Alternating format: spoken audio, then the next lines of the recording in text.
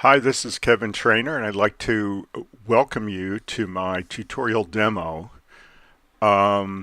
with a program called Throw Doubles.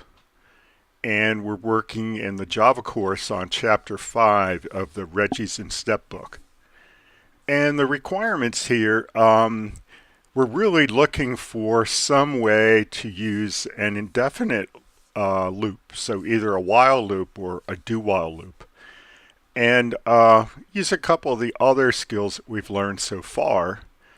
And the random class, which allows us to generate pseudo-random numbers, which as far as we're concerned are random enough. It's a good little tool to make little game-ish kinds of programs with, and that's what we're going to do.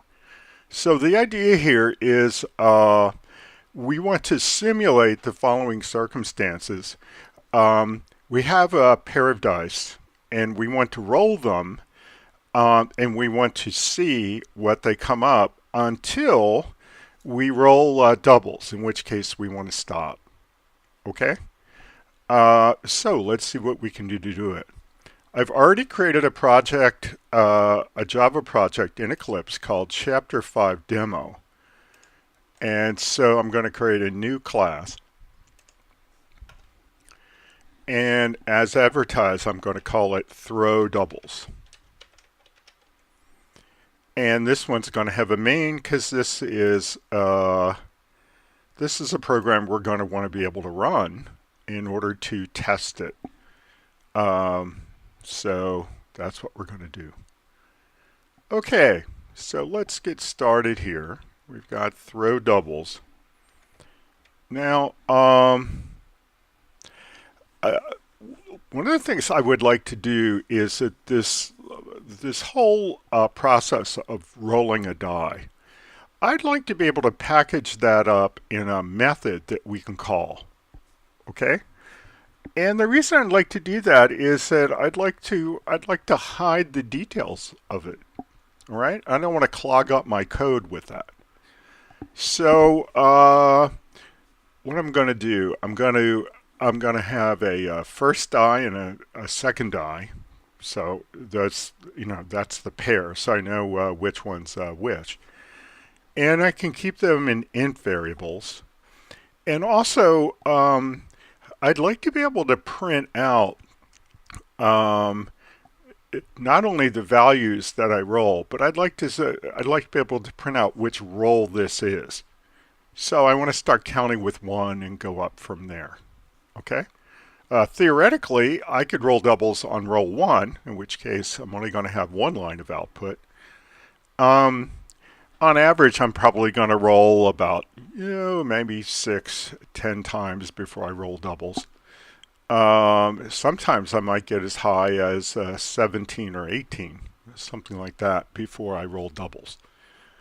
Okay, so first let's declare some variables that we can use. I want an int that's going to hold the roll count. How many rolls have I done?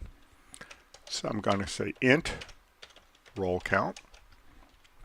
And I'm going to initialize it to 1. So I want to start counting with 1. Okay? And I want to have an int that's going to hold first die. Okay? And of course, before I test what the value of the die is, I'm going to have a roll in which I'm going to populate that field. But for right now, I want to initialize it to 0, just so the compiler is not complaining that it's uninitialized. And then, of course, it has a companion, second die. Initialize it to 0. Okay?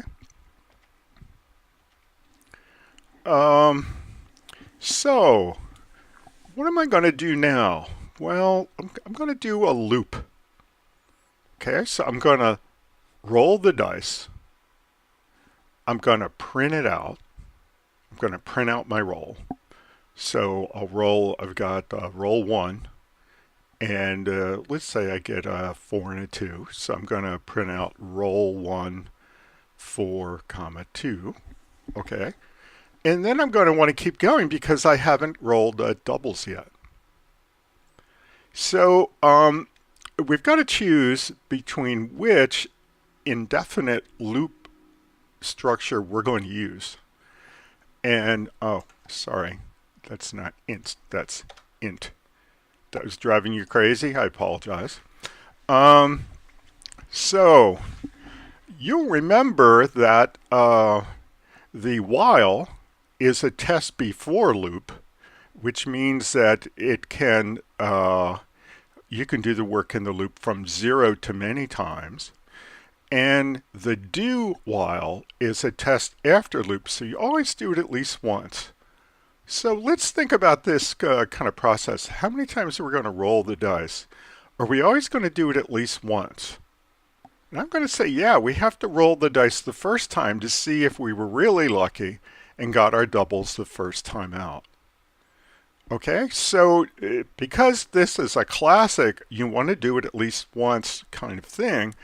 I'm going to create a do while. So I'm going to say do, okay, and then create the curlies that are going to hold the body. And then immediately after the curlies, I want to say while, and in parentheses, I want to have my test. Okay. And what's my test? Well, first die not equals second die, right? So we're going to say first die not equal second die. And then we're going to have curly braces around the while. And we'll put our work in here. So the uninitiated might say, oh, Kevin, you already have a bug in this. Because, look, you initialize these to be equal to start, and that's going to keep you from doing the loop the first time. Because first die is equal to second die. Well, not so fast, because I'm sorry, I don't know why I put that second set of curlies there. I'm so used to doing a while. I'm a while, that's my normal style. Okay, so we do that. What we need is a semicolon there. See, it's a good example that we're all human here. Okay, so this is what we've got. So the first time we are going to roll and we are going to print out the results. It's only after the first time through the body of the loop that we test. So it doesn't matter that we've initialized these to arbitrary but equal values. Pretty neat, huh? Okay, so we're going to have to roll. So how do we roll? Well, let's say first die equals, and then we're going to need a method. I said we're going to put the die roll in a method. So let's call the method roll die. Okay. Paren. You don't have to pass it anything, but it's going to bring you back an int. Okay. Now that's a nice idea. The only problem is that we haven't written the method yet. But let's not worry about that. Okay? We know what it does. We just haven't coded it yet. And let's do the same for second die. Equals roll die. Okay? And what I really like here is that it reads pretty much like a children's book. Okay? You don't have to know how to roll a die in order to read through this high-level code that we're coding into the main. Okay, now what's the next thing we want to do? Well, the next thing we want to do is print. But I'm just going to put a comment there to hold the place for print. And what's the last thing that we want to do? Well, this is a loop, okay? So you need to change the state of the loop as you go. well, this isn't so much the state of the variables in the test, but we are going to need to increment the roll count. Okay, so we're going to have to say roll count plus plus. Okay, so all this does is it takes our counter and increments it by 1. And this is a classic do-while loop. Okay. Now, how do we change the values of the control variables in the loop? Well, we do that with these two statements up top. Okay. And that's how they will eventually come to be equal, and we'll continue on. Okay. So let's not worry about the printing quite yet. We just have a comment there for that. Okay. A really nice way to define a method that you would like to have, but you haven't coded yet, is just to roll over the error line, and you'll get a suggested quick fix: create method roll die. Great, let's take that. Okay. And it created us a new static method. It made it private, and so far in the book we've only learned to make things public. But the question is how much we're willing to share with other programmers. Are we willing to share this method with other people? And I'm going to say that we're not. So it's okay that it made it private, and we're going to learn that skill in a little bit. Okay. So, well, we certainly don't want to return 0. We want to return a random number. So I'm going to do this the long way, and then I'm going to shorten it. Okay? All right. So let me back up a bit. Okay. So first of all, if I want to do this the long way, I'll declare if I'm returning an int, I'll declare an int. I'll call it answer. Some people call it result. Okay. And we'll give it an initial value of 0, just for the heck of it. Okay. And then we're going to return answer.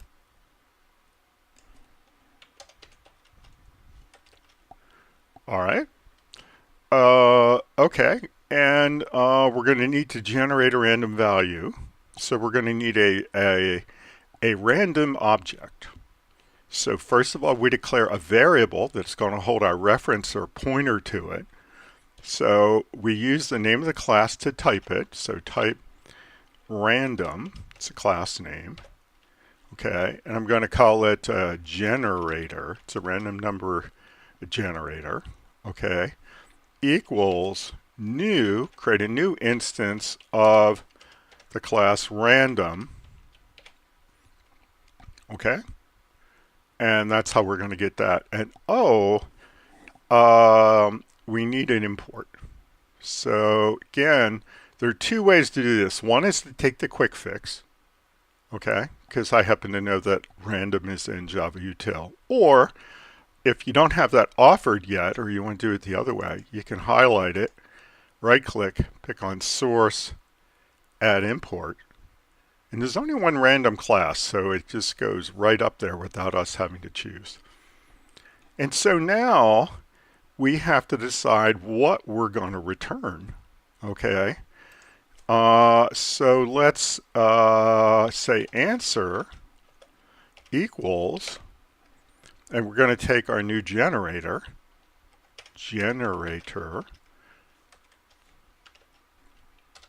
put my fingers on the right keys, and we're going to ask for a next int. Okay.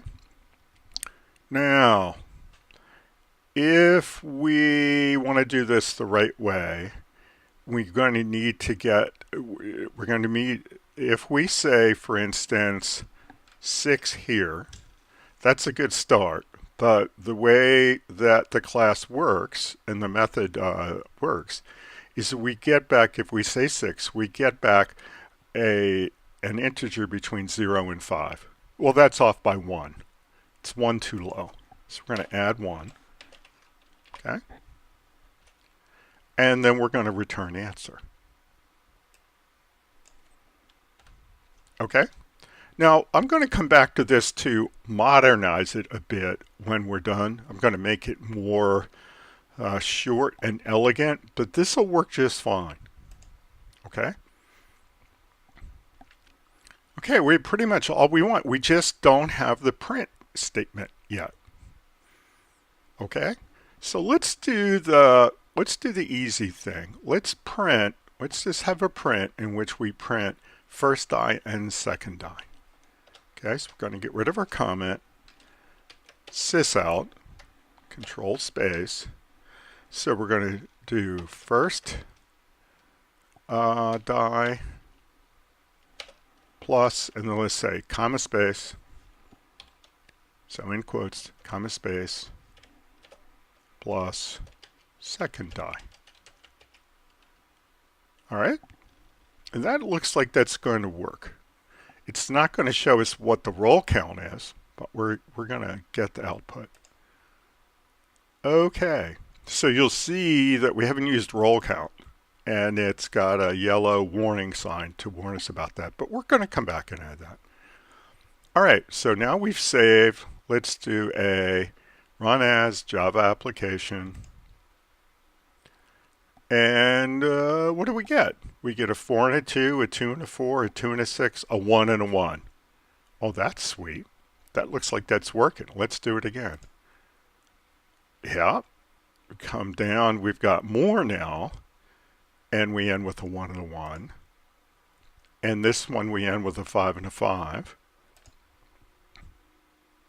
So when I'm testing this, at this point, I'm looking for a pretty well random behavior. So I want to see that the values are coming out kind of distributed between 1 and 6, and it looks like they are.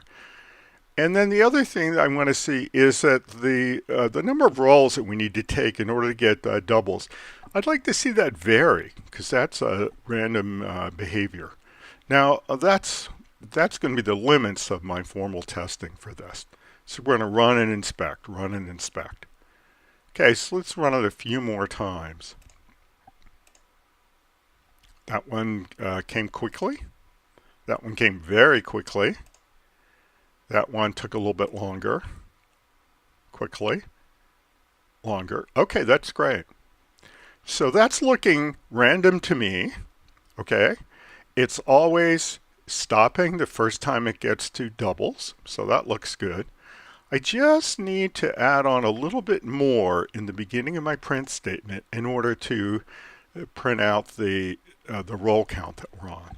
So I'm going to print out a string roll space, and then I'm going to concatenate plus roll count, and then I'm going to concatenate a colon space, and then I'm going to concatenate on the stuff that was already there. So now I should have roll 1, roll 2, roll 3 with a colon, and see what we get. So let's give that a roll. I say that all the time, even when I'm not rolling dice. Let's give that a roll. So 2 rolls, 10 rolls, 5 rolls, 4 rolls, 5 rolls, 1 roll, 6 rolls, 1 roll, 5 rolls. That looks pretty random to me. Okay, so I'm satisfied. So there you go. I think the only notable things that we've done here, first of all, we took the rolling of the die and we confined it to a method that made it a handy little roll die tool. And that is a classic programmer technique to simplify our code and to make it, well, we got rid of the potential for duplicate code because we would have had to generate that code twice if we didn't have it in a method, because we have to roll two different dice. And then the other thing is we've kind of factored the complexity out of the main method, so now it reads a lot better. So I like that a lot. And the other thing that we've done is that when we decided between using a do while and using a while, we tried to analyze how many times are we going to do the work in this loop. And we realized we're always going to do it at least once. And on the basis of that, we chose a do while, even though that's not my typical style. Okay? And I'm happy with that too. So we're all done here, and I'm going to say bye until next time. Bye-bye.